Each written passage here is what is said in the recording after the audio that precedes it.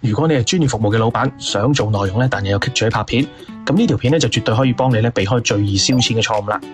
我先送你一句核心嘅心法：短視頻只係輸出，知識庫咧先係你內容嘅發動機。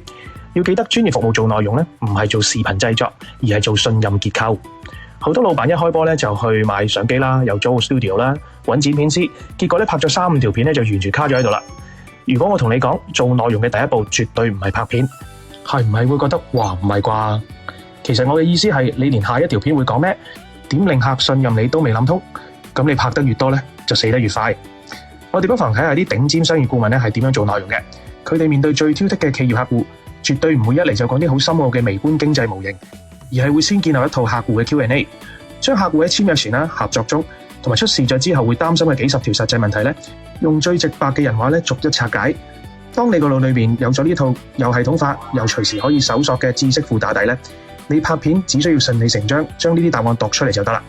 如果冇呢個底，你嘅片咧只會係碎片，表面咧好勤力，實質咧就冇嘢可以累積到噶。所以唔好再盲目問點樣拍片啦，先問自己，你用嚟解決客戶恐懼嘅知識庫建立好未呢？ Follow 俾個 like， 白頭佬幫你輕鬆做生意。